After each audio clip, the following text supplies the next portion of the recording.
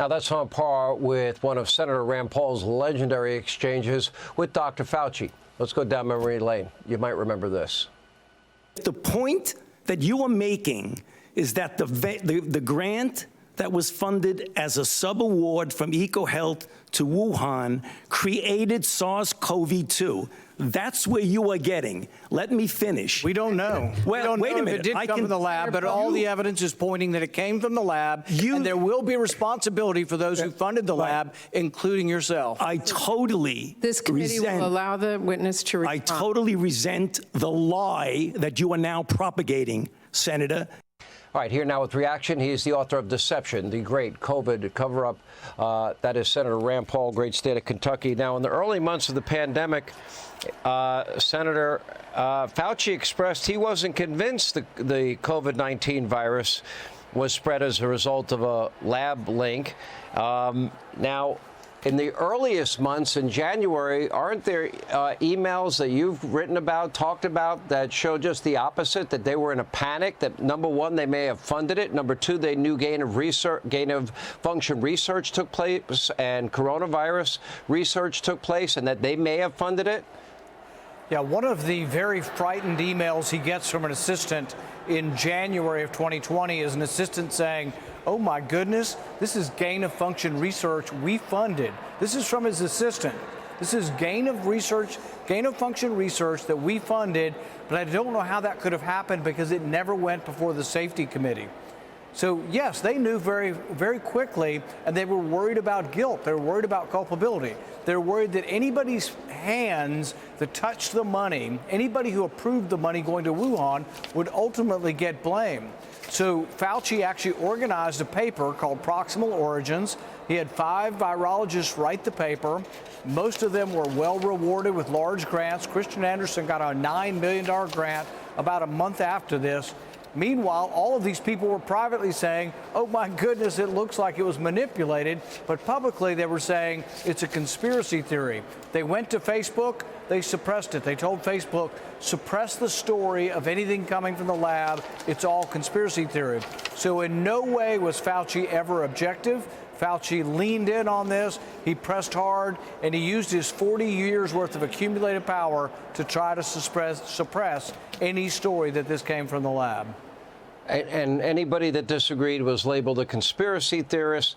But how soon into the pandemic do you believe Dr. Fauci knew that, in fact, it was gain of function, it happened in the Wuhan lab, and it happened with American taxpayer dollars? What do the emails show you?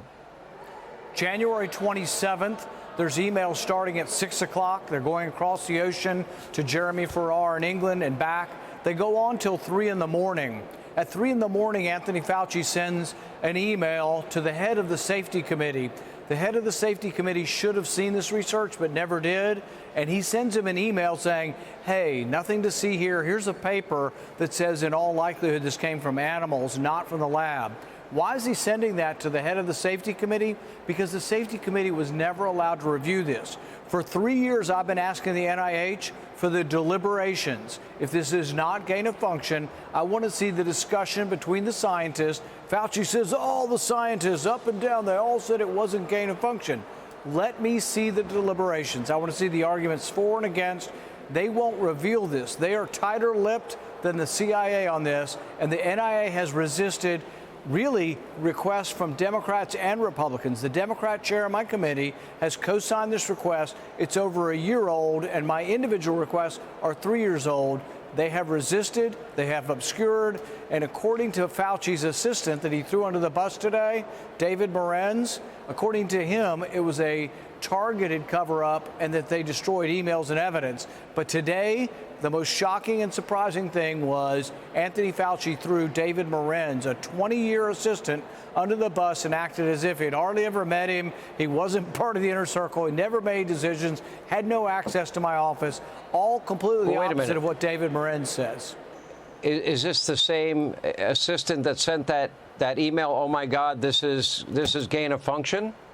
Different assistant, but David Morens worked for 20 years for Anthony Fauci. He's called the special advisor to the head of the agency, which Anthony Fauci is. But today, Anthony Fauci could not run fast enough. And the real question is this. If we were to get a prosecutor someday, maybe a new presidential administration, that asks David Morens under oath and says you're going to be punished for destroying records, you may see prison time, would you be willing to give us the full story on what Anthony Fauci knew and when he knew it? I think there's a great deal to be had, but I think one of the reasons Morens is the fall guy here, and they've chosen him as the fall guy, he's been paid for over a year not to work. So he's on paid leave for over a year, maybe 2 years now from the NIH. They've never made decisions on him. Well, let me ask you this. The NIH recently finally admitted taxpayers funded gain of function. Okay. Now we're learning that NIH scientists received $710 million in royalties from drug makers of the during the COVID-19 pandemic. That's just breaking, Senator. What should the American people know about that? I think when you have a drug company that makes a vaccine like Moderna, and I know of at least one payment of $450 million in sharing the proceeds of the vaccine, you have to wonder how anybody at the NIH could be objective. So if Moderna has a new drug, how can they be objective when they've just received $450 million from the company? So it really is a situation, it's a revolving door between big pharma and the government. Somebody's got to put an end to it, and I hope the next president will. Deception, the great COVID cover-up. You were way ahead of the curve, Senator. I wish more people had listened to you about this, the origins of COVID, NIH spending, also something called natural immunity. Nobody wanted to listen to you, but you were right. Senator, thank you. Hey, Sean Hannity here. Hey, click here to subscribe to Fox News YouTube page and catch our hottest interviews and most compelling analysis. You will not get it anywhere else.